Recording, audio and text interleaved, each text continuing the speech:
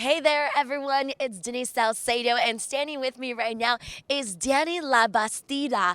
You have such a beautiful last name. I was trying not to mess it up, but Danny, it's so nice to see you out here once again.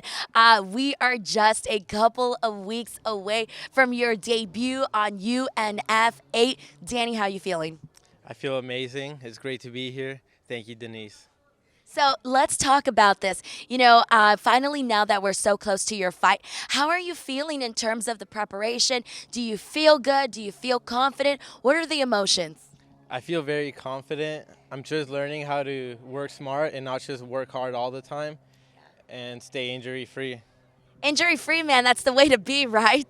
Yeah, it is. Okay, so how long, give us a little bit of your background. How long have you been involved in the sport? In 2019, I started training MMA. In 2016, I started wrestling. And once the pandemic hit in 2020, I decided to give all my time into it. That's really awesome. So, what made you decide, though? You mentioned that you decided to give all of your time to it, to invest all of your time to it. What made you decide to make that change? I guess all the free time I had during the pandemic, when everything was closed down. And my whole life, the only thing I've ever done consistently is be an athlete.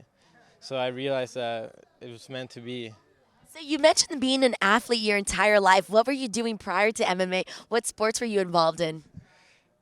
I said I did wrestling, and before that, I was in water polo. And before that, I was swimming. And before that, I was a black belt in taekwondo, Which was the toughest? water polo, Really? Why is that? because you can drown. That's true. That's definitely true, right? It's a lot of you got to really be like you have to have so much endurance, right? Because if you're tired and you can't swim anymore, you're like I'm tired, I'm done, and then you can drown. Yes, after I did water polo and then I went into other sports, I realized that water polo was the best shape I was ever going to be in my life. Wow, that's really cool. All right, so let's talk about UNF8. If you were to get a victory, what would that mean to you, and how would this, you know, contribute to your goals of what you want to do in MMA?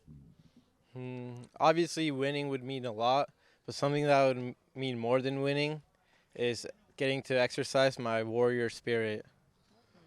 Talk to me about your warrior spirit. What do you mean by that? So obviously, I could go in there and I could do my best to fight on the outside, score some points, play it safe, and do my best to win a decision.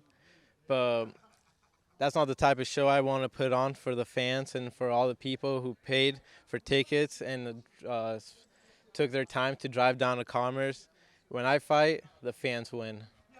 Oh man, that's a bold statement. What kind of fighter are you? Why do you say that when you fight, the fans win?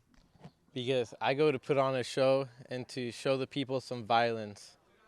Oh, that's good stuff right there. Danny, I'm excited to watch you at UNF 8. I appreciate you taking the time to chat with me, and we'll catch you on the next vid.